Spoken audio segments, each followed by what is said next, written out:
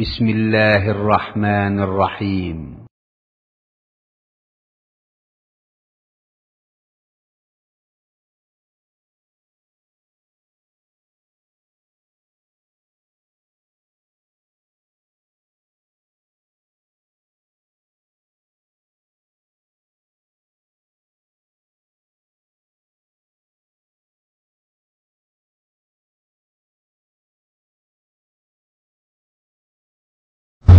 أعوذ بالله من الشيطان الرجيم.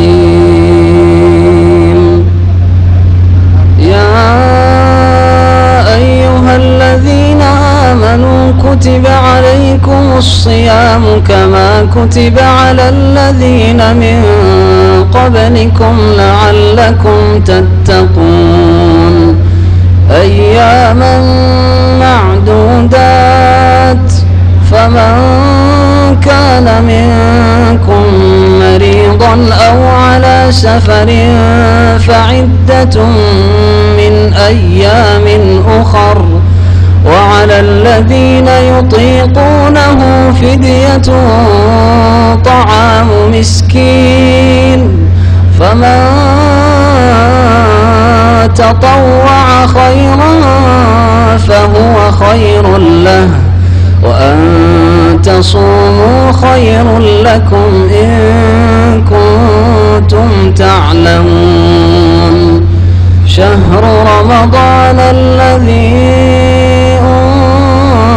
أنزل فيه القرآن هدى للناس وبينات من الهدى والفرقان فمن شهد منكم الشهر فليصم ومن كان مريضا أو على سفر فعدة من أيام أخر يريد الله بكم اليسر ولا يريد بكم العسر ولتكملوا العدة ولتكبروا الله على ما هداكم ولعلكم تشكرون. وإذا سألك عبادي عني فإني قريب أجيب دعوة الداع إذا دعان فليستجيبوا لي وليؤمنوا بي لعلهم يرشدون.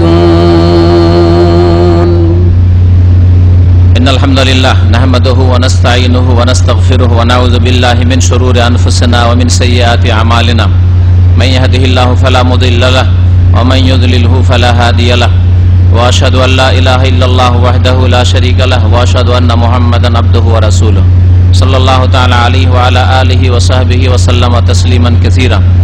يا أيها الذين آمنوا اتقوا الله حق تقاته ولا تموتن إلا وأنتم مسلمون. يا أيها الناس اتقوا ربكم الذي خلقكم من نفس واحدة وخلق منها زوجها وبث منهما رجالا كثيرا ونساء واتقوا الله الذي تساءلون به والأرحام إن الله كان عليكم رقيبا. يا أيها الذين آمنوا اتقوا الله وقولوا قولا سديدا يصلح لكم أعمالكم ويغفر لكم ذنوبكم ومن يطع الله ورسوله فقد فاز فوزا عظيما. أما بعد فإن خير الحديث كتاب الله وخير الهدي هدي محمد صلى الله عليه وسلم وشر الأمور محدثاتها وكل محدثة بدعة وكل بدعة ضلالة وكل ضلالة في النار. أعوذ بالله من الشيطان الرجيم. يا أيها الذين آمنوا كتب عليكم الصيام كما كتب على الذين من قبلكم لعلكم تتقون أياما معدودات. সম্মানিত ব্রাদারান ইসলাম, আল্লাহ পাক রব্বুল আলামিনের সমস্ত প্রশংসা যে আল্লাহ পাকের অশেষ রহমতে আমরা এই 1434 হিজরির প্রথম রোজার ইফতার মাহফিলে বসার সুযোগ পেয়েছি। বলুন আলহামদুলিল্লাহ। আল্লাহ পাকের লাখ লাখ শুকরিয়া। আল্লাহ পাকের শুকরিয়ার শেষ নেই যে আল্লাহ আমাদের জীবনে যে কত রমজান দান করেছেন, কত যে আল্লাহ পাক বেটার চান্স দান করেছেন। আল্লাহ পাকের শুকরিয়ার শেষ নেই। যত আল্লাহ পাকের শুকরিয়া আদায় করবেন তত আল্লাহ পাক সময় সুযোগ দেবেন, আল্লাহ পাক বরকত দেবেন। এই যে অতীতে আল্লাহ পাক আপনাকে আমাকে দীর্ঘ সময় দান করেছেন, কত রমজান, 14-15 বছর বয়সে আমরা আশাবালক হয়েছি, তার আগে থেকে অনেকে রোজা রেখেছি। তাহলে কতগুলি রমজান, কতগুলি আল্লাহ পাক লাইলাতুল কাদার, আর কতগুলি মোবারক সময়, মোবারক দিন আল্লাহ পাক যে দান করেছেন, এর যত বেশি শুকরিয়া আদায় করবেন অন্তর থেকে, কথার দ্বারা, কাজের দ্বারা, তত বেশি আল্লাহ পাক আগামী জীবনে বরকত দান করবেন। এর মানে যে আপনার শুকরিয়া যদি ভালো হয় তো হতে পারে আল্লাহ পাক আপনার আয়ুতে বরকত দেবেন, যে এরকম আরো বহু রমজান পাবেন, আরো বহু রমজান আল্লাহ পাক দেবেন। আল্লাহ পাক যদি আপনার আমার এই শুকরিয়াকে, আমাদের আন্তরিকতা আল্লাহ পাক দেখেন আর কবুল করেন, তাহলে হয়তো আল্লাহ পাক বহু রমজান আমাদেরকে সুস্থ রাখবেন। কারণ অনেকের উপর রমজান আসছে কিন্তু অসুস্থ, পীড়িত, বিছানায় না হাসপাতালে পড়ে আছে।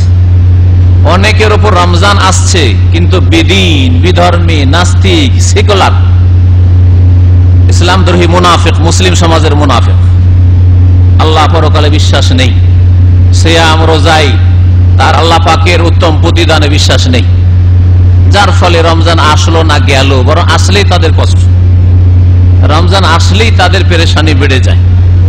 যে কোন মুসিবত আসলো, চোখ খুলে যায়, মাঝে মধ্যে রোজা রাখতে হবে, না হয় ওই ইফতার মাহফিলে যেতে হবে, আর কি করে ইফতার মাহফিলে যাব, রোজা রাখতে পারছি না, ইত্যাদি। তাহলে তাদের জন্য মুসিবত। কিন্তু আলহামদুলিল্লাহ মুমিন বান্দাদের জন্য সুসংবাদ, সুসংবাদ আল্লাহ পাক রব্বুল আলামিন তাদের জীবনে এই রমজান দান করেছেন। আল্লাহ পাকের শুকরিয়া যত ভালো করে করবেন তত আল্লাহ পাক বেশি বেশি সুস্থ অবস্থায় এইরকম বহু রমজান পাওয়ার সুযোগ দেবেন ইনশাআল্লাহ তাআলা। আল্লাহ পাকের কাছে এই আশা আমরা রাখি।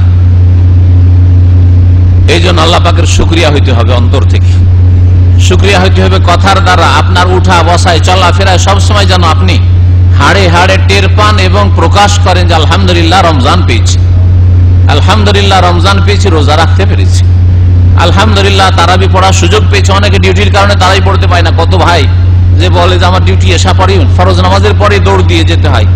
বলুন আলহামদুলিল্লাহ আল্লাহ পাক আপনাকে তারাবি পড়ার সুযোগ দিয়েছেন ফরজ নামাজের সাথে। আল্লাহ পাক রব্বুল আলামিন, অনেক লোক রোজা রাখলে বড়ই কষ্ট করতে হয়, রোদরে কষ্ট করে ডিউটি করতে হয়, রোজা রাখতে হয়। আপনাকে আল্লাহ পাক আরামের রোজা দিয়েছেন, এরও একটা শুকরিয়া আছে। এইভাবে এক একটি দিক নিয়ে যদি চিন্তা করেন, আল্লাহ পাকের শুকরিয়া আদায় করেন, তো আল্লাহ পাকের নিয়ামতের দিকের শেষ নেই। নিয়ামত যে কত আল্লাহ পাকের আপনার আমার উপর রয়েছে, শেষ করতে পারবেন না চিন্তা করে। বলুন আলহামদুলিল্লাহ। একটি একটি করে আমরা আল্লাহ পাকের নিয়ামত স্মরণ করে নিয়ামতের শুকরিয়া জ্ঞাপন করতে পারবো না, আলহামদুলিল্লাহ বলছি। সালাত এবং সালাম আমাদের প্রিয় নবী, শেষ নবী মুহাম্মদুর রাসূলুল্লাহ সাল্লাল্লাহু আলাইহি ওয়াসাল্লামের উপর, যিনি রাহমাতুল লিল আলামিন, যিনি আল্লাহ পাকের সবচেয়ে শ্রেষ্ঠ বান্দা, শ্রেষ্ঠ রাসূল। রাসূলুল্লাহ সাল্লাল্লাহু আলাইহি ওয়াসাল্লাম সাহাবায়ে কেরামদেরকে রমজান আসলে সুসংবাদ দিয়েছেন যে তোমাদের সামনে বরকতের মাস এসছে, নেকি সঞ্চয় করার মাস এসছে, এই সময়গুলোকে তোমরা কাজে লাগাবে এবং রমজানের আর সিয়ামের ফজিলতের, মহত্বের বিভিন্ন দিক নবী করিম সাল্লাল্লাহু আলাইহি ওয়াসাল্লাম সাহাবায়ে কেরামদের সামনে, উম্মতের সামনে তুলে ধরেছেন। সুতরাং সেগুলিকে আমাদেরকে জানতে হবে, স্মরণে রাখতে হবে, আর কাজে কর্মে তৎপর হইতে হবে, ইবাদত বন্দেগীতে অ্যাক্টিভ হইতে হবে। ইবাদত করছেন কিন্তু অলসতায়, আর আরেকজন ইবাদত করে মাশাআল্লাহ সক্রিয় হয়ে, দুইজনের ইবাদতে অনেক পার্থক্য। আপনি রোজা রাখছেন স্বতঃস্ফূর্ত ভাবে, মনের খুশির সাথে, মনের আগ্রহের সাথে, ঈমানান ওয়া ইহতিসাবান, আল্লাহর প্রতি ঈমান রেখে, আল্লাহর যে রোজা ফরজ এর প্রতি ঈমান রেখে, আর বড়ই নেকির আশা নিয়ে, আর মনের খুশির সাথে, উদ্যমের সাথে, আপনার খুশির শেষ নেই রমজান আসাই আর এই রোজার সুযোগ পাওয়াই আপনার রোজা। আর আরেকজন লোক রোজা রাখে নিরুপায় রোজা, মুসলিম, আর রোজা ফরজ, রোজা রাখতেই হবে, হ্যাঁ, না রেখে কি ঠিক হবে, আর না রেখে কি চলবে, রোজা রাখে হয়তো, কিন্তু না অলসতার সাথে, গাফিলতির সাথে, আগ্রহের সাথে নয়, অনীহার সাথে এইরকম রোজা অনেকেই রাখেন। রোজা বড়ই কষ্টকর, কখন রোজা যাবে এটা বুঝতে পারা যায় যে 29 রোজা হয়ে তারপরে চাঁদের আশায় বসে থাকে, শুধু খোঁজ খবর নিতে থাকে, খোঁজ খবর নিতে থাকে, চাঁদ হইলো না হইলো না হইলো না হইলো না। আমাকে বেশ কিছু লোক টেলিফোন করলো, আমি অনেক সময় ধমক দিয়েছি, আরে তোমার খোঁজ নেওয়ার প্রয়োজনটা কি? আরে 30 হলে তো আরো ভালো, খোঁজ নেওয়ার প্রয়োজন কি? যখন খোঁজ চলে আসবে কানে আলহামদুলিল্লাহ, আল্লাহ পাক সুযোগ দিয়ে 29 করেই যদি 30-এর নেকি দেন আর ফরজ আদায় হয়ে যেত ভালো কথা, কিন্তু আগে থেকে খোঁজের জন্য মরিয়া কেন? তার মানে বড়ই বোঝা হয়ে গেছে, ঠিক না? বোঝা হয়ে গেছে। কখন পালাবে রমজান? একজন মনে করছে কখন রমজান যাবে, শেষ হবে। ঈদের চাঁদ হলে খুশির শেষ না, ঈদ মোবারক আর ঈদ মোবারক। আর একজন হায় রমজান চলে গেল, হায় রমজান শেষ হয়ে গেল, এত তাড়াতাড়ি শেষ হয়ে গেল। হ্যাঁ, দুইজনের ইবাদত অনেক পার্থক্য আছে, অনেক পার্থক্য আছে। আর একটা পার্থক্যের কথা বলছি, কারণ আমাদের মধ্যে দুই রকমেরই লোক আছে। আর আরেক রকম আছে যে বেরোজগার, ওদের কথা বলছি না। বেদিন, বেরোজগার, আল্লাহ পরকালে যদি বিশ্বাস থাকবে, পরকালের ভয় থাকবে, জান্নাত জাহান্নামের প্রতি বিশ্বাস থাকবে, তাহলে কি করে ফরজ ছাড়তে পারে? অসম্ভব কথা একজন মুসলিমের জন্য। কিন্তু রোজা রাখছেন গাফিলতির সাথে, ইবাদত বন্দী করছেন গাফিলতির সাথে। এটা বোঝার আর একটা দিক হচ্ছে যে রমজানের শুরুতে দেখা যায় যে মসজিদে জায়গা পাওয়া যায় না। এখানেও দেখবেন প্রথম রমজানে তারাবি শুরু হওয়ার 15 মিনিট 20 মিনিট আগে মসজিদে গেছেন, তারপর মসজিদ ফুল জায়গা পাওয়া যায় না। হচ্ছে না? হচ্ছে না? হ্যাঁ, মাগরিবে একটু দেরি হলে রাস্তায় ফুটপাতে নামাজ পড়ে আসতে হচ্ছে। দেখছেন না? দেখছেন না? প্রথম রমজান থেকে 5-10 রমজান পর্যন্ত এরকমটা দেখবেন, তারপরে দেখতে পাবেন না। কিন্তু লোকগুলি সব ওমরায় চলে গেল নাকি সবাই? হ্যাঁ, না লোকগুলো গেল কোথায়? না প্রথম দিকে জিনগুলি আমাদের সাথে এসেছিল, এই জন্য মসজিদে জায়গা হচ্ছিল না। আর তারপরে আবার মসজিদ খালি। যত রমজান একটু বেড়ে যায়, 10 রমজান, 15 রমজান, 20 রমজান। নবী করিম শেষ দশকে আরো মেহনতি হইতেন। আর আমাদের সমাজের মুসলিমদের দেখা যায়, আজকালকার মুসলিমদের দেখা যায় যে না, প্রথম রমজানের দিকে একটু ভিড়ভাড়, আর যত সময় যাচ্ছে তত অলস, তত অলস। এতেও বোঝা যায় যে ইবাদত বন্দেগীকে অ্যাক্টিভ হয়ে, সক্রিয় হয়ে, সতেজতার সাথে করছেন, আগ্রহের সাথে করছেন, আর কে মৃত লোকের মতো, হ্যাঁ, অসাড়, অলস, না গাফিলতির সাথে ইবাদত বন্দেগী ভালো হয় না। বরং নবী করিম সাল্লাল্লাহু আলাইহি ওয়াসাল্লামের একটি হাদিস রয়েছে, কোন বান্দা গাফিল অন্তর নিয়ে যদি দোয়া করে, সেই দোয়া কবুলই হয় না। তাহলে দোয়া কবুলের ক্ষেত্রেও হাত উঠিয়ে আছেন, দোয়াও করেছেন, হ্যাঁ দোয়াও করছেন, কিন্তু দোয়া কবুল হয় না। কারণ মিন কালবিন গাফিলিন লাহিন, ইন্নাল্লাহ লা ইস্তাজিবু মিন কালবি আবদিন গাফিলিন লাহিন।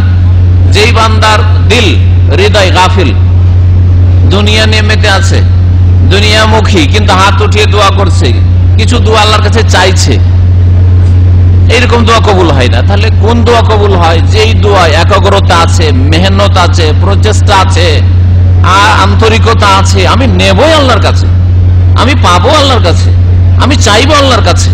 কেন পাবো না? আমি, সবাই পাচ্ছে, আমি কেন পাবো না? আরে অমুক পাবে, আমি কেন পাবো না? আমি তো মুসলিম, কেন পাবো না? অবশ্যই পাবো। বাধাটা কোথায়? বাধা সরাবো আমি।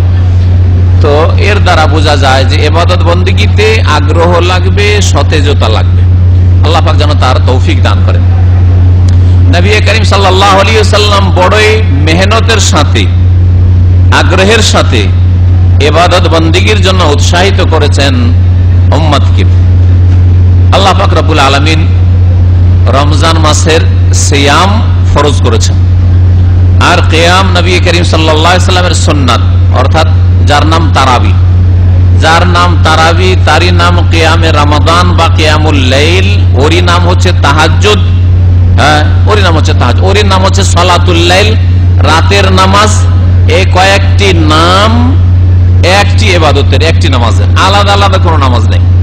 কিয়ামে রমাদান, রমজান মাসের কিয়াম, দীর্ঘক্ষণ লম্বা লম্বা দাঁড়িয়ে নবী করিম সাল্লাল্লাহু আলাইহি ওয়াসাল্লাম যেহেতু কিয়াম করেছেন, তারাবি পড়েছেন রমজান মাসে, সেজন্য কিয়াম রমাদান। কিয়ামুল লাইল এটা রাতে পড়া হয়, এই জন্য রাতের লম্বা নামাজ, এই জন্য এর নাম কিয়ামুল লাইল। সালাতুল লাইল রাতের সালাত, রাতের নামাজ, এই জন্য এর নাম সালাতুল লাইল। এর নাম হচ্ছে তাহাজ্জুদ। তাহাজ্জুদ মানে ঘুম ত্যাগ করা, ঘুম ত্যাগ করে ইবাদত বন্দেগী করা হয়। ফরজ এশা শেষ হওয়ার পরে যেই রাতে হোক না কেন বা সারা রাতি হোক না কেন, রাতের এই অংশে হোক, মধ্য অংশে হোক, শেষ অংশে হোক, এই জন্য এর নাম তাহাজ্জুদ। হুজুদ মানে হচ্ছে নিদ্রা, ঘুম, আর তাহাজ্জুদ মানে ঘুম ত্যাগ করা। আর এই ইবাদতের আর একটি নাম হচ্ছে তারাবিহ। তারবিহাতুনের বহু বচন, মানে মাঝখানে বিরতি। নবী করিম সাল্লাল্লাহু আলাইহি সাল্লামের সাহাবায়ে কেরামরা, তাবেঈনরা, সালাফে সালেহিন, তাদের জামানায় এই নামটি পড়ে।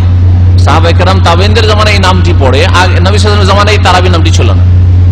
কি জন্য নাম পড়ে? তারা আমাদের মতো এই রকমের তারাবি পড়তেন না। 20 রাকাত পড়লেও আধা ঘন্টা থেকে 40 মিনিট, আর 8 ঘন্টা 8 রাকাত পড়লেও ওই আধা ঘন্টা 40 মিনিট। এই নামাজ, বিশেষ করে 20 রাকাত নামাজ আবার আধা ঘন্টা 40 মিনিটে কখনো কবুল হবে না, শুনে রাখেন। এইরকম নামাজ কবুল হবে না। নামাজ ইতমিনানের সাথে, প্রশান্তির সাথে, ধীর স্থিরতার সাথে লম্বা করে পড়ার চেষ্টা করতে হবে। রুকু সেজদা সবকিছু কে সোজা সুষ্ঠুভাবে আদায় করে। আর যে প্রচলিত আমাদের দেশের নামাজ, এই নামাজ আল্লাহ পাক রব্বুল কাছে কবুল হবে না।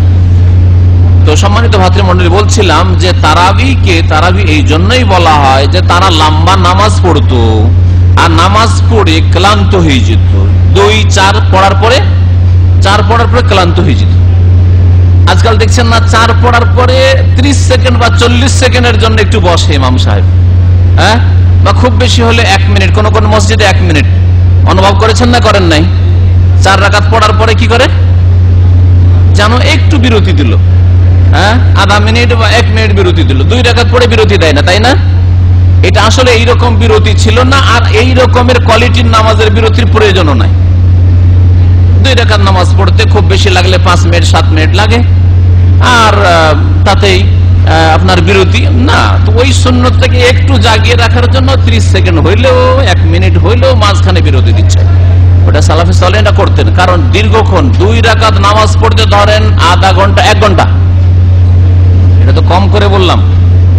যদি এশা পরে নামাজ শুরু করে সাহারির আশঙ্কা হয়, আর সাহারি পাবো না, তাহলে কত লম্বা নামাজ হতো চিন্তা করুন তো দেখি।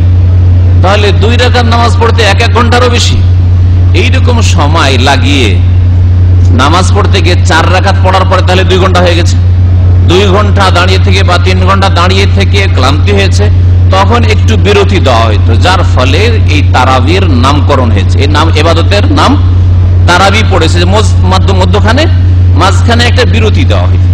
তো যাই হোক, আল্লাহ পাক রব্বুল আলামিনের ফরজ হচ্ছে রমজান মাসের রোজা বা সিয়াম বা সোম। আরবিতে সোম বা সিয়াম, ফার্সি থেকে বাংলা ভাষায়, উর্দু ভাষায় রোজা। রোজাই বুঝেন এখন, আর সিয়াম আর সোমই বুঝেন না। এই হলো আমাদের ইসলামের শিক্ষার অবস্থা। সালাত বুঝেন না, নামাজটা বুঝেন, হ্যাঁ, আবার জাকাতটাকে আরবিতেই রেখেছেন, হ্যাঁ, আরবিতেই বুঝেন। যাই হোক, আর রমজান মাসের এই তারাবি হচ্ছে সুন্নাত। আমাদের সমাজে একটি ভুল ধারণা আছে, সেটা দূর করে দেওয়ার প্রয়োজন। সেটা হচ্ছে যে তারাবি না যদি কোনোদিন পড়তে পারে, তাহলে ভাবে যে আর রোজা হবে না। তারাবি পড়তে পারিনি, আজকে তো রোজা কেমনে হবে? এইরকম একটা ভুল ধারণা মূর্খদের আছে। এটা ভুল ধারণা, এইরকম ইসলামে কোনো কথা নেই। তারাবি হচ্ছে সুন্নাত, রোজা হচ্ছে ফরজ। তারাবি যদি নাও পড়তে পারেন, সুন্নাত ছুটলো, তার জন্য কি আপনার রোজা নষ্ট হয়ে যাবে অথবা রোজা ছেড়ে দেবেন? কখনো না। রোজার সাথে তারাবির কোনো সম্পর্ক নেই, দুটোর আলাদা আলাদা পৃথক পৃথক ফজিলত রয়েছে। আল্লাহ পাক রব্বুল আলামিন এই রমজান মাসের সিয়ামকে ফরজ করেছেন। মদিনায় নবী করিম সাল্লাল্লাহু আলাইহি ওয়াসাল্লাম নবী হওয়ার পরে 13 বছর, মক্কায় নবী হওয়ার পরে নবী করিম সাল্লাল্লাহু আলাইহি ওয়াসাল্লাম 13 বছর কাটিয়েছেন। তারপরে হিজরত করে মদিনায় এসেছেন, মদিনায় 10 বছর। মক্কার 13 বছরের জীবনে রোজা ফরজ হয়নি। দিন ইসলামের বিধিবিধানগুলি ধীরে ধীরে ধীরে ফরজ হয়েছে, ধীরে ধীরে ফরজ হয়েছে। নবী করিম সাল্লাল্লাহু আলাইহি ওয়াসাল্লাম প্রায় 10 বছর পর্যন্ত শুধু লা ইলাহা ইল্লাল্লাহ এর অর্থ, এর ব্যাখ্যা, এর দাবি, এর শর্ত এগুলি বুঝিয়েছেন। আর আরবরা তাদের মাতৃভাষায় এগুলো সব বুঝতো। আমাদের জাতির মতো আজকালকার অনারবদের মতো লা ইলাহা ইল্লাল্লাহকে মন্ত্র মনে করতো না। যদি লা ইলাহা ইল্লাল্লাহ তাদের কাছে মন্ত্র হইতো তাহলে তার চাচা আবু তালেব লা ইলাহা ইল্লাল্লাহ পড়তে অসুবিধা ছিল না, বা অন্যান্য কাফেরদের লা ইলাহা ইল্লাল্লাহ পড়ে নিলাম আর যা করছি করতেই থাকলাম, দেবদেবীর পূজাও করতে থাকলাম, ওটাও থাকলো, লা ইলাহা ইল্লাল্লাহও থাকলো, মন্ত্র পড়লাম, অসুবিধাটা কি, তাই না?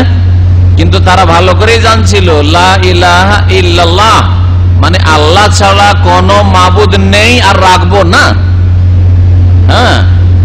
আল্লাহ ছাড়া কোনো সত্য মাবুদ নেই, যেগুলি কেউ বানিয়েছে সেগুলি তাদের বানানো মিথ্যুক।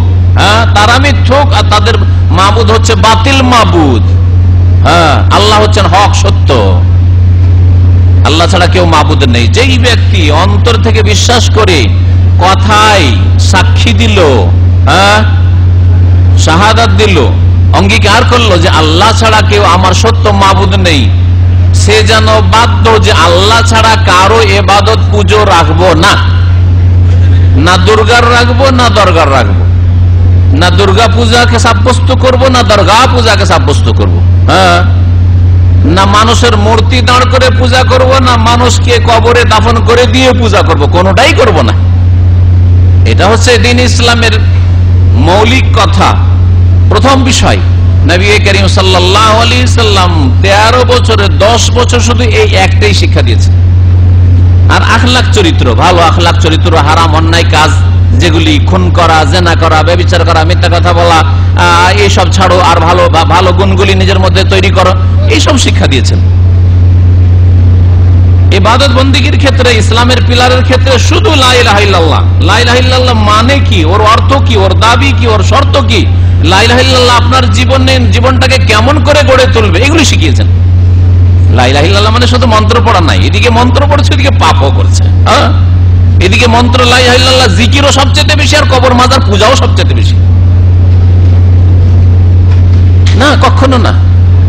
লা ইলাহা ইল্লাল্লাহ সাহাবীরা পড়েছেন, তার সাথে জানছিলেন লা ইলাহা ইল্লাল্লাহ পড়েছি মানে একটিও মূর্তি রাখা যাবে না, বাড়িতে দূরের কথা, কাবার আশেপাশে তো দূরের কথা, মক্কা নগরীতে রাখা যাবে না, দেশেও রাখা যাবে না। এটা ছিল লা ইলাহা ইল্লাল্লাহর অর্থ। যার ফলে আবু তালেবকে বলছে, চাচা চাচা ইয়া আম্মে কুল লা ইলাহা ইল্লাল্লাহ, বলুন লা ইলাহা ইল্লাল্লাহ। যত শুধু বলতে বলছে মানে মন্ত্র পড়তে বলছে, পড়তে অসুবিধা কি ছিল? এটা পড়ে নিতে অসুবিধাটা কি ছিল? শেষখানে এদিক সেদিক চিন্তা ভাবনা করে ওইদিকে আবু জাহাল ওইদিকে গুমরা করছে যে আবু তালেব, এই বার্ধক্যে বুড়ো অবস্থায় বাপের অপমান করিও না, বাপের মানহানি করিও না, বাপের ধর্ম ছাড়িও না। এটা কি আতারকামান মিল্লাত আবিকা আব্দুল মুত্তালিব, আব্দুল্লাহ ধর্ম ছেড়ে দেবে না, এইসব কাজ করিও না। তখন বলছে চাচা আবু তালেব যে, হে প্রিয় ভাতিজা, তোমাকে খুব ভালোবাসতাম, কিন্তু তোমার দরখাস্ত রাখতে পারছি না। হো আলা মিল্লাতে আব্দুল মুত্তালিব, আমার বাপ আব্দুল মুত্তালিবের তরিকাতেই মরি, ওর ওপরেই থাকি। তাহলে বোঝা যাচ্ছে যে লা ইলাহা ইল্লাল্লাহ আপনার মাথা থেকে পা পর্যন্ত, আর আপনার বাড়ি, আপনার পারিবারিক জীবন, আপনার সমাজ, আপনার দেশ, আপনার আয় উপার্জন, আপনার টাকা পয়সা ব্যয় করা, সবকিছুকে বদলে দেবে। লা ইলাহা ইল্লাল্লাহ যখন প্রতিষ্ঠা করবেন, কায়েম করবেন, পুরো জীবনটাই পাল্টে যাবে। টাকা হারাম উপার্জন করছিলেন, হালাল করবেন, আল্লাহর কাছে জবাব দিতে হবে। হারাম জায়গায় ব্যয় করছিলেন, এখন হালাল জায়গায় করবেন। কোথায় খরচ করা যাবে? একটা পয়সা হারাম খরচ করা যাবে না। চার আনাও যদি একটা বিড়িতে লাগে, সিগারেট লাগে, খরচ করা যাবে না, কারণ আমি লা ইলাহা ইল্লাল্লাহ বিশ্বাসী। আল্লাহ পাকের আদেশ নিষেধ মেনে চলতে হবে। আপনাদেরকে যদি কোরআন হাদিসের কথা বলি, তাহলে তো অনেক সময় বুঝতে একটু কষ্ট লাগবে, ভালো করে বুঝতে পারবেন না। কিন্তু যদি যুক্তি দিয়ে বলি, উদাহরণ দিয়ে বলি, তো বুঝতে সহজ হবে। এখন ইফতার করতে বসবেন, বিসমিল্লাহ বলে ইফতার করবেন না করবেন না? বলেন তো, বলেন, বিসমিল্লাহ বলবেন না বলবেন না? বিসমিল্লাহ বলে ইফতার করবেন না? হ্যাঁ, কিন্তু যখন ইফতার ক্যাম্প থেকে বেরিয়ে গিয়ে একটা সিগারেট ধরাইবেন অথবা নামাজটা পড়ে আর একটু ধৈর্য ধরলে হয়তো নামাজটা পড়ে তারপরে একটা যখন সিগারেট ধরাইলেন বা জর্দা তামাক মুখে দিলেন, বিসমিল্লাহ বলছেন, বলবেন? কেন বলবেন না? আরে ওটাও তো খাচ্ছেন বা পান করছেন, অসুবিধাটা কোথায়? বলবেন বিসমিল্লাহ, বলতে রাজি না। অথচ আপনার এই বদ অভ্যাস আছে, শরীরকে নষ্ট করছেন, টাকা নষ্ট করছেন, আপনার আখেরাত নষ্ট করছেন, আমল নষ্ট করেন, আখলাক চরিত্র নষ্ট করছেন, অপরকে কষ্ট দিচ্ছেন। আপনার বিবেকে বাধা দিচ্ছে যে এই নোংরা জিনিস খাচ্ছি, পান করছি আর বিসমিল্লাহ বলবো, তার মানে আপনাকে নোংরা লাগছে, আপনার যে সুস্থ ফিতরাত প্রকৃতি তাকে নোংরা ঘৃণা লাগছে যে এইরকম ঘৃণিত কাজে, খারাপ কাজে বিসমিল্লাহ বলবো, বিসমিল্লাহর মানহানি হবে। তার মানে আল্লাহ পছন্দ করেন না, তার রাসূল পছন্দ করেন না। এটা আপনার লা ইলাহা ইল্লাল্লাহ দাবি হচ্ছে, ছেড়ে দেওয়া ফরজ আপনার জন্য। হ্যাঁ, কখনো মাকরু বলে চালিয়ে দেবেন না, যেমন আমাদের দেশের বিদআতপন্থীদের কাজ, মাকরু মানে চালিয়ে দাও, মাকরু মানে চলো, অসুবিধা নেই, হ্যাঁ, আর সুন্নাত মানে ছাড়ো, কখনো না। বলছিলাম যে আল্লাহ পাক রব্বুল আলামিন রমজান মাসের সিয়াম ফরজ করেছেন মদিনার জীবনে, নবী সাল্লাল্লাহু আলাইহি সাল্লামের। মক্কায় শেষ জামানায় 5 ওয়াক্ত সালাত, 5 ওয়াক্ত নামাজ ফরজ হয়েছে। নামাজ আগে ফরজ হয়েছে, নামাজ আগে ফরজ হয়েছে। আর নামাজের সিরিয়াল কালেমা তাইয়্যিবার বিশ্বাস আর সাক্ষীর পরে, কালেমা তাইয়্যিবাকে বিশ্বাস করে যে সাক্ষী দেবেন, তারপরে নামাজের স্থান, তারপরে যাকাতের স্থান, তারপরে রোজার স্থান। সুতরাং আল্লাহর ওয়াস্তে প্রথম রমজানে আপনাদের সকলকে বলছি, যাদের কানে আমার আওয়াজ পৌঁছেছে এবং পৌঁছিবে আগামীতে, যে রোজা রাখার আগে 5 ওয়াক্ত নামাজ ঠিক করে নেন। আর যদি মনে ইমানের দুর্বলতা থাকে, কমজোরি থাকে, আল্লাহর কাছে ওয়াদা করেন যে আল্লাহ আজকে থেকে 5 ওয়াক্ত নামাজ ঠিক করে নিলাম। 5 ওয়াক্ত নামাজ যদি ঠিক না হয়, 4 ওয়াক্ত পড়েন প্লাস তারাবিও পড়েন, ফজরটাই শুধু পড়েন না, রাত 2-2:30টার দিকে ডিউটিটা সেরে পাকশাক করে রান্না করে খাওয়া দাওয়া করে সাহরি খেয়ে মাশাআল্লাহ ঘুমিয়ে গেলেন, না ফজর নামাজ পড়লেন না আপনি। সূর্য ওঠার পরে ফজরের কোনো টাইম নেই। যেমন কেউ যদি 13 জিলহজের পরে কুরবানি দেয়, কুরবানি কবুল হবে না, না হবে? আজকে যদি আমরা 500টা ছাগল নিয়ে এসে এখানে কুরবানি করি আর পার্টি করি, কবুল হবে? কুরবানি হবে না, তাই না? কারণ এটা কুরবানির দিন নয়, কুরবানির সময় নয়। ওই রকমই সূর্য উঠে গেলে আর ফজরের সময় নেই, সুতরাং ফজর নামাজ কবুল হবে না, রাখে ভালো, এতে কোনো সন্দেহ নেই। আলহামদুলিল্লাহ, আমাদের বাড়াবাড়ি করে বা একটু কিছু মরিচ মশলা দিয়ে, মিথ্যার সংমিশ্রণ দিয়ে ইসলাম প্রচার করা তরিকা আমাদের না, ওটা অন্যদের তরিকা হতে পারে। আমাদের তরিকা হলো যে কোরআন এবং হাদিসের কথা বলা। কোরআন এবং হাদিসেই চিকিৎসা রয়েছে রোগের, কোরআন এবং হাদিসে এলাজ রয়েছে, ট্রিটমেন্ট রয়েছে। কোরআন এবং হাদিস দিয়ে যদি কারো শিফা না হয়, রোগ ভালো না হয়, অন্তরের ব্যাধি ভালো না হয়, হ্যাঁ, ইমানে যে দুর্বলতা রয়েছে, ঘুণ লেগে গেছে, সেগুলি যদি ভালো না হয়, তাহলে আর ভালো করার কোনো উপায় নেই। মিথ্যার ছড়াছড়ি কিসসা কাহিনী দিয়ে আর এই লম্বা লম্বা ফজিলত দিয়ে, যেসব কথা কোরআন এবং হাদিসে না, জাল জয়ীব দুর্বল দিয়ে আর বুজুর্গানের দিনের কাহিনী দিয়ে, ওইসব দিয়ে ইসলামের কথা বলে কখনো মানুষের সংশোধন করা যাবে না। যেই মানুষের সংশোধন আল্লাহ পাকের কথা দিয়ে হয় না, আল্লাহ পাকের নবীর কথা দিয়ে হয় না, সাল্লাল্লাহু আলাইহি ওয়াসাল্লাম। আল্লাহ পাক রব্বুল আলামিন রোজা ফরজ করেছেন, কিন্তু রোজার আগে 5 ওয়াক্ত নামাজ পড়বেন, আল্লাহ পাকের সাথে ওয়াদা করেন। আর কিয়ামতের মাঠে আপনাকে নামাজের প্রথম হিসাব দিতে হবে। এজন্য নামাজ আগে যদি ঠিক নাও থেকে থাকে, আজকে থেকে, এখন থেকে, যাতে করে আপনার আল্লাহর সাথে ওয়াদা হয়ে যায় মনে মনে, যে আল্লাহ গো, তোমার সাথে ওয়াদা করছি, আজকে থেকে আর 1 ওয়াক্ত নামাজ জীবনে ছাড়বো না। চিন্তা করুন, রোজা রমজানের বছরে একবার ফরজ, বছরে একবার রমজান মাসের রোজা ফরজ, ঠিক না? যাকাত বছরে একবার ফরজ, আর না হইলে যদি একাধিক ফসল হয়, যখন যখন ফসলগুলি উঠে আসবে, বছরে যদি 2 ফসলের জমি হয় বা 3 ফসলের জমি হয়, তাহলে বছরে 2 বার বা 3 বার যাকাত লাগলো, কিন্তু একবারই লাগলো ওই ফসলটাই।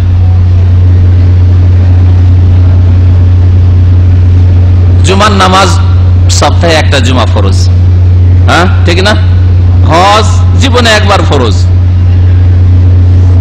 নামাজ নামাজ দিনে একবার ফরজ, কয়বার?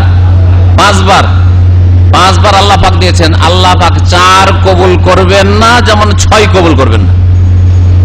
6 যদি করেন তাহলে আল্লাহ এবং রসুলের আগে বাড়লেন, যে নিষেধ তো নাই, বেশি করলাম তো দোষটা কি? এই যুক্তি বিদআতপন্থীরা পেশ করে। ঈদে মিলাদুন নবী নাই, কিন্তু নিষেধ কোথায়? আমিও তো বলবো যে সকাল 10টায় আজান ইকামত দিয়ে নামাজ পড়বো জামাত করে। এখন একটা জামাত আমরা করে নিয়ে আপনাদেরকে পেয়েছি, অসুবিধাটা কোথায়? কোথায় নিষেধ আছে বলেন তো দেখি? এই সময় যদি আমরা একটা জামাত করে নামাজ পড়ি, ইফতার মাহফিলে 2 রাকাত নামাজ পড়বো, জামাত করে নামাজ পড়বো, নিষেধ কোথায়? বলবেন যে আসর পর, সেই জন্য, তাই না? তো সকাল 10টায় ডাকবো কালকে আপনাদের। যদি বলেন না আসর পরে তো নফল পড়ার নাই, হ্যাঁ ঠিক আছে, আসর পরে এটা মেনে নিলাম, তো ঠিক আছে সকাল 10টায় ডাকবো। সকাল 10টায় তো নামাজ পড়া নিষেধ নাই, কোথায় নিষেধ আছে বলেন দেখি? জামাত করে আগামীকালকে আপনাদেরকে নিয়ে এখানে আমরা 2 রাকাত বা 4 রাকাত সকালবেলা নামাজ পড়বো। বেদাত বলবেন না বলবেন না? তো ওইটা বেদাত হলো, আর ঈদে মিলাদুন নবী বেদাত হইলো না? আর নামাইতো বলা বেদাত হইলো না? নবী বললেন না, আপনার বলার অধিকার কোথায়? এখানে যখন নামাইতোর কথা আসলো তখন বলি, আমাদের বাংলা ভাষাভাষী অধিকাংশ রোজাদাররা, এক তো বেরোজাদারি বেশি, আবার রোজাদাররা রোজা রাখে বেদাত দিয়ে রোজা শুরু করে। নামাইতো আনাসুমা, হ্যাঁ কি বলে? হ্যাঁ বলেন, গাদান, হ্যাঁ মিন শাহরে রমাদান। নামাইতো আমি নিয়ত করছি, আন আসুমা যে রোজা রাখবো, গাদান মানে আগামীকালকে, ঠিক আছে না? আগামীকাল, গাদান মানে কি? টুমরো, আগামীকালকে, বুঝছেন না? আচ্ছা, সাহরি খেয়েছেন আজকে ভোর রাত্রে, আর বলেছেন নামাইতো। যারা বলেছেন তাদেরকে জিজ্ঞেস করছি, হাত উঠাতে বলবো না, কারণ লজ্জা পাবেন, এই বিদাত করেছেন তো। তা বুঝতে পারলেন আমরা বিদাত বলছি, লজ্জা পাবেন, হাত উঠাবেন না।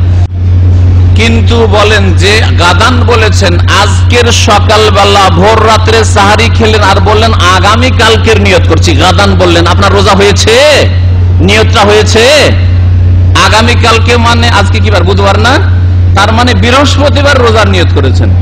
তাহলে বিদাতি মুসলিম নামাইতু আন আসুমা গাদান বলে, প্রত্যেক দিন আল্লাহকে বলে, আল্লাহ গো নিয়ত করছি আগামী কালকে রোজা রাখবো, আল্লাহ গো আগামী কালকে রোজা রাখবো।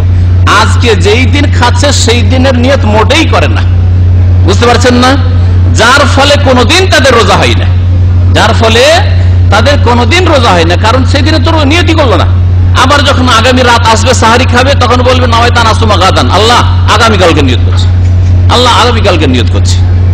বৃহস্পতিবারে সাহারি খাচ্ছে, শুক্রবারের নিয়ত করছে, শুক্রবারে সাহারি খাচ্ছে, শনিবারের নিয়ত করছে, তাই না? তাহলে রোজা হবে? তাদের যুক্তিতে চিন্তা কর, রোজা হবে গাদান মানে আগামীকালকে, আজকে তো নিয়তই করলো না, প্রত্যেক দিন তাহলে নিয়ত করছে না, যেই দিনের রোজা সেই দিনের নিয়ত করছে না, তার মানে তাদের রোজা হচ্ছে না, বুঝলেন? একটা পয়েন্ট শুনে রাখেন। আর একটা পয়েন্ট শুনেন, যে বিদাতিরা কত নির্বোধ, বুঝে না। সুম্মুম বুকমুন উময়ুন ফাহুম লা ইয়াকিলুন, এদের বুদ্ধি কম।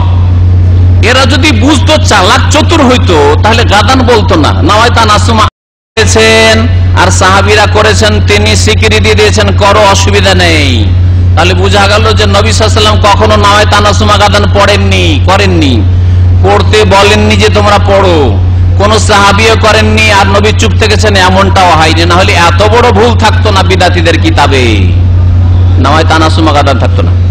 সম্মানিত ভাতৃমণ্ডলী, রোজার নিয়ত অন্তরে হইতে হবে, যেমন নামাজের নিয়ত অন্তরে হইতে হবে। নিয়তের জায়গায় হচ্ছে হৃদয়, কলব। হানাফিদের বড় বড় ওলামারাও এ কথাই বলেছেন। আনোয়ার শাহ কাশ্মীরি, হানাফিদের ভারতের খুব বড় মুহাদ্দিস, তিনিও বলেছেন, আর নিয়াতু আজিমাতুল কলব, মানুষের নিয়ত হচ্ছে কলবের, হৃদয়ের সংকল্পের নাম, অন্তরের ইচ্ছার নাম হচ্ছে কি? নিয়ত। এখানে যে এসেছেন, কি নিয়তে এসেছেন? যারা আগে ভাগে এসেছেন, এই নিয়ত নিয়ে এসেছেন যে একটু আগে ভাগে যাব, গিয়ে দিনের কথা কিছু শুনবো, আর শোনার পরে ওখানে ইফতার করে আসবো, ঠিক না? যারা শেষখানে আসবেন, একেবারে শেষ দিকে, যাই ওখানে ইফতার আছে, ইফতার করে আসি, এই নিয়তে এসছেন। তারা আলোচনা শোনার নিয়তে আসার নাই। শেষ দিকে যারা আসবেন বলছি, যারা ভলেন্টিয়ার আমাদের আসর পরে পরে চলে এসছে, 4টার সময় চলে এসছে, জাযাকুমুল্লাহ খাইরান, তারা এই নিয়ত নিয়ে এসছেন যে ইফতার ক্যাম্পে আগে ভাগেই যেতে হবে, ওখানে আমাদেরকে খেদমত করতে হবে, পেশ করতে হবে আল্লাহর সন্তুষ্টির জন্য, নেকির আশে, তাই না?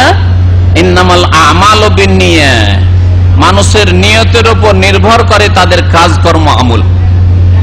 নিয়তের সম্পর্ক অন্তরের সাথে। না ভলেন্টিয়ার নামাই তো পড়ে এসছেন খেদমত করতে, না দারসুন নেওয়ালারা নিয়ত পড়ে এসছেন নামাই তানা হাজরা দুরুস, এই পড়ে আসেননি।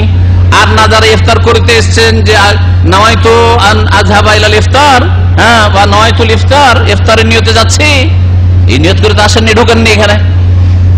এরই নাম হচ্ছে নিয়ত, এরই নাম হচ্ছে নিয়ত। নিয়ত হচ্ছে অন্তরের সংকল্পের নাম। প্রত্যেকটি ইবাদতে নিয়ত হচ্ছে মনের কাজ, নিয়ত মুখের কাজ নয়। মুখে যারা নিয়ত করে তারা বুঝে না। যেই দিন প্রথম রমজান সেই দিন অবশ্যই নিয়ত করে ঘুমাইতে হবে। সাহরি খাওয়া সুন্নাত, সাহরি খাওয়া সুন্নাত, কিন্তু যেই দিন রমজান প্রথম শুরু হচ্ছে সেই দিন যদি ঘুমান তাহলে নিয়ত করে ঘুমাইতে হবে যে হ্যাঁ রোজা, আজকে যে তারাবি পড়লাম, অথবা তারাবি না পড়লেও আজকে রাত শুরু হয়ে চাঁদ দেখা গেছে, আজকে রোজা, রোজা হবে। তারপরে উঠতে পারলেন না, ফজর হয়ে গেল, ফজর আজান হয়ে গেছে, সাহরিও খেতে পারলেন না, রোজা রেখে কোনো অসুবিধা নেই, কারণ নিয়ত করেই ঘুমিয়েছেন। নবী করিম সাল্লাল্লাহু আলাইহি ওয়াসাল্লাম বলেছেন মাল্লাম ইউবাইয়িতিস সিয়ামা ক্বাবলাল ফজরে ফালা সিয়ামা লাহু, যেই ব্যক্তি ফজরের পূর্বে নিয়ত করলো না, এইখানে, এইখানে নয়, এইখানে মাল্লাম ইউবাইয়িতিস সিয়ামা ক্বাবলাল ফজরে, যারা ফজরের আগে নিয়ত করলো না, ফালা সিয়ামা লাহু, তার রোজা হবে না। এটা ফরজ রোজার ক্ষেত্রে যখন আপনার আগে থেকে জানা নাই যে চাঁদ দেখা গেছে না যায়নি।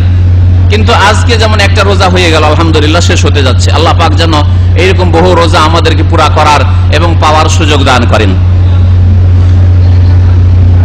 আগামীকালকে যে রোজা রাখবেন, হ্যাঁ, আগামীকালকে রোজার জন্য কি নিয়ত করা, আবার রাত্রে ঘুমাবার আগে নিয়ত করা লাগবে, নবায়ন করা লাগবে না? নবায়ন জরুরি নয়, আপনার এই নিয়ত কন্টিনিউ আছে গোটা রমজান পর্যন্ত। একজন মুসলিমের রমজান, পহিলা রমজানে যে নিয়ত শুরু হয়েছে আমি শেষ পর্যন্ত রোজা রাখবো, এই নিয়ত নিয়ে সে ঘুমায়। সুতরাং যদি সাহরি নাও খেতে পায় আর টেলিফোন করার প্রয়োজন নেই, আর শেখকে জিজ্ঞেস করার কোনো প্রয়োজন নেই যে আজকে আমি সাহরি খেতে পাইনি, তো আমার নিয়ত হয়েছে কি হয়নি, রোজা হবে কি হয়নি।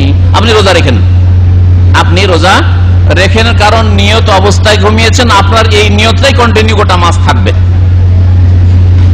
নফল রোজার ক্ষেত্রে নবী করিম সাল্লাল্লাহু আলাইহি ওয়াসাল্লাম দিনের সকালবেলা কিছু না খেয়ে, সকাল থেকে কিছু খাননি, বাসি পেটে আছেন, এসছেন বিবিদের বাড়িতে, আসার পরে জিজ্ঞাসা করছেন তোমাদের বাড়িতে কিছু খাবার আছে?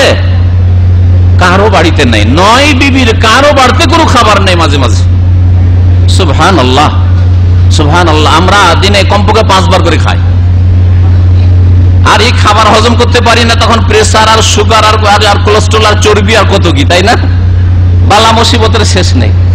নবী করিম সাল্লাল্লাহু আলাইহি সাল্লামের জামানায় এইসব রোগী ছিল না, এসব রোগী ছিল না, কারণ খাবার যতটা খেলে শরীরের ক্ষতি হয় না ততটাই পাওয়া যেত না, ততটাই পাওয়া যেত না। নবী করিম সাল্লাল্লাহু আলাইহি ওয়াসাল্লাম 1 নয় 2 নয় 9 বিবির বাড়ি ঘুরলেন, কারো বাড়িতে খাবার নেই, কারো বাড়িতে খাবার নেই।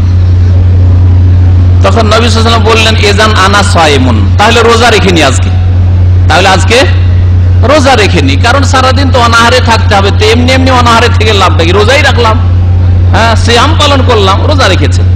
তাহলে দিনেও নিয়ত করা যাবে যদি সুন্নত নফল রোজা হয়, তাহলে মুহররমের রোজা, শাওয়ালের রোজা, জিলহজ মাসের আরাফার রোজা ইত্যাদি দিনে নিয়ত করলেন, বাসি পেটে এখনো কিছু পানাহার করেননি, অসুবিধা নেই।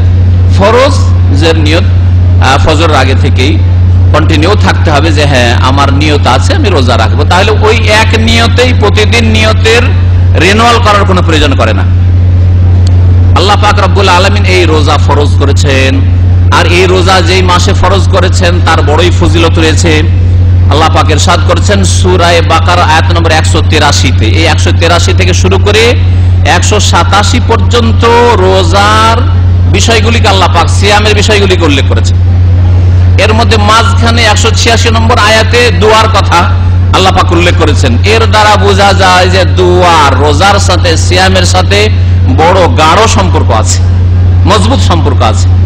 রোজার অবস্থায় দোয়া কবুল হয়, আল্লাহর কাছে ভালো সুযোগ নেওয়ার চেষ্টা করবেন। রোজার অবস্থায় যে কোনো সময় আল্লাহ পাকের কাছে দোয়া কবুল হওয়ার আশা করা যায়। আর বিশেষ করে ইফতারির পূর্ব মুহূর্তে এই সময়টাই রোজা কবুল হওয়ার সুযোগ সুবিধা রয়েছে। সুতরাং এই সময়টাই আপনারা মনে মনে আল্লাহ পাকের কাছে দোয়া করতে থাকেন। দোয়ার জন্য হাত তোলা ভালো, কিন্তু হাত তোলা জরুরি নয়। হাত না তুললেও দোয়া হইতে পারে। যেমন অনেক দোয়া আমরা পড়ি হাত না তুলে, পড়ি না? অনেক দোয়া আমরা পড়ি হাত না তুলে। সুতরাং আপনারা মনে মনে দোয়া করতে থাকেন, এই সময়গুলিতে দোয়া কবুল হয়। আল্লাহ পাক ইরশাদ করেছেন এই আয়াতগুলির প্রথম আয়াতে, ইয়া আইয়ুহাল্লাযীনা আমানু কুতিবা আলাইকুমুস সিয়াম, হে মুমিনরা তোমাদের উপর সিয়াম রোজাকে ফরজ করা হয়েছে। কামা কুতিবা আলাল লাযীনা মিন ক্বাবলিকুম, যেমন তোমাদের পূর্বের লোকদের উপর রোজাকে ফরজ করা হয়েছিল, সিয়াম ফরজ করা হয়েছিল। তাহলে রোজাকে আল্লাহ পাক রব্বুল আলামিন ফরজ করেছেন। আর আগের উম্মতের উপরে রোজা ছিল, তারাও রোজা রেখেছেন, কিন্তু তাদের রোজা বড়ই কষ্টকর ছিল। লাআল্লাকুম তাত্তাকুন, যাতে করে তোমরা আল্লাহ ভীরু হতে পারো, তোমরা পাপ মুক্ত হতে পারো, তোমাদের মধ্যে তাকওয়ার যোগ্যতা তৈরি হতে পারে। রোজার দ্বারা আল্লাহ পাক বলছেন যে মানুষের তাকওয়া তৈরি হয়, মানুষ গুনাহ থেকে বাঁচার মতো শক্তি অর্জন করতে পারে। একই মায়ের পেটের দুই ভাই, একজন ধৈর্যশীল আর একজন অধৈর্য, একটুতে লাফাইতে লাগে রাগে, আর আরেকজন ধৈর্য ধরতে পারে। এই ধৈর্যকে বাড়ানো যেতে পারে ধীরে ধীরে। এইভাবে দেখবেন যে মানুষের মধ্যে কিছু গুণ আছে যেগুলোকে বাড়াইতে হয়, যেগুলোকে বাড়াইতে হয়। সুতরাং আল্লাহ পাক রব্বুল আলামিন বলছেন যে এই রোজা দ্বারা তাকওয়া অর্জন হয়, আল্লাহ ভীরুতা তৈরি হয়। আল্লাহ পাক রব্বুল আলামিন যেন আমাদেরকে মুত্তাকি হওয়ার তৌফিক দান করেন, গুনাহ থেকে বেঁচে থাকার তৌফিক দান করেন। কাবিরা সাগীরা ছোট বড় গুনাহ থেকে আল্লাহ পাক যেন আমাদেরকে বাঁচিয়ে রাখেন। নেক আমলের আল্লাহ পাক রব্বুল আলামিন যেন তৌফিক দান করেন। আল্লাহ পাক রব্বুল আলামিন যেন আমাদের অতীতের গুনাহ খাতা মাফ করে দেন, আগামীতে ভালো কাজ করার জন্য তৌফিক দান করেন। ফরজ ওয়াজিবগুলি আল্লাহ পাক যেন আদায় করার তৌফিক দান করেন। আপনারা এই সময়টা, শেষ সময়টাই মনে মনে দোয়া করতে থাকেন আল্লাহ পাকের কাছে। আল্লাহ পাক আমাদের দোয়া ইনশাআল্লাহ তাআলা কবুল করবেন। প্রত্যেকের নিজ নিজ প্রয়োজন রয়েছে, নিজ নিজ রবের কাছে, নিজ রবের কাছে আল্লাহ পাক রব্বুল আলামিনের কাছে আপনারা পেশ করুন। সাল্লাল্লাহু আলা নবিয়ানা মুহাম্মদ ওয়া আলা আলিহি ওয়া সাহবিহি আজমাইন।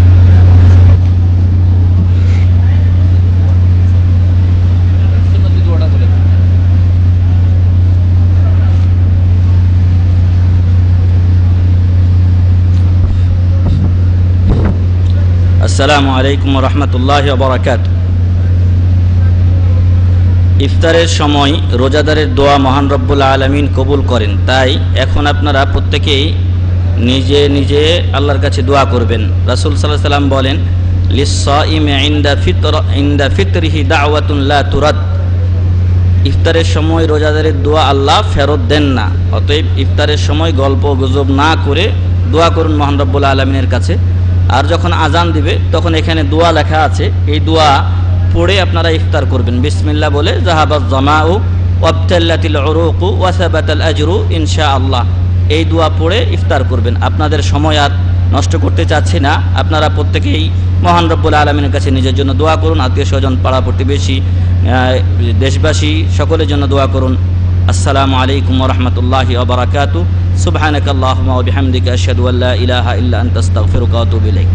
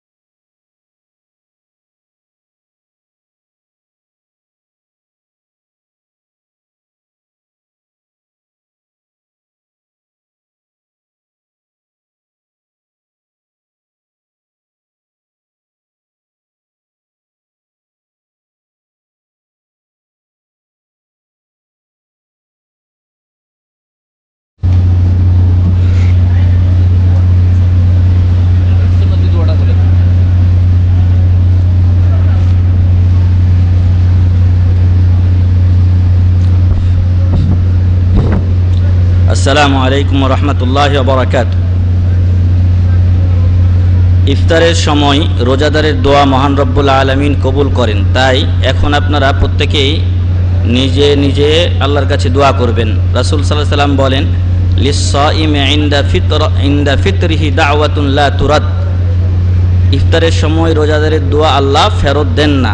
অতএব ইফতারের সময় গল্প গুজব না করে দোয়া করুন মহান রব্বুল আলামিনের কাছে। আর যখন আজান দিবে তখন এখানে দোয়া লেখা আছে, এই দোয়া পড়ে আপনারা ইফতার করবেন। বিসমিল্লাহ বলে যাহাবাজ জামাউ ওয়াবতাল্লাতিল উরুকু ওয়া সাবাতাল আজরু ইনশাআল্লাহ, এই দোয়া পড়ে ইফতার করবেন। আপনাদের সময় আর নষ্ট করতে চাচ্ছি না, আপনারা প্রত্যেকেই মহান রব্বুল আলামিনের কাছে নিজের জন্য দোয়া করুন, আত্মীয় স্বজন, পাড়া প্রতিবেশী, দেশবাসী সকলের জন্য দোয়া করুন। আসসালামু আলাইকুম ওয়া রাহমাতুল্লাহি ওয়া বারাকাতুহু। সুবহানাকাল্লাহুম্মা ওয়া বিহামদিকা আশহাদু আল্লা ইলাহা ইল্লা আনতা আস্তাগফিরুকা ওয়া আতুবু ইলাইক।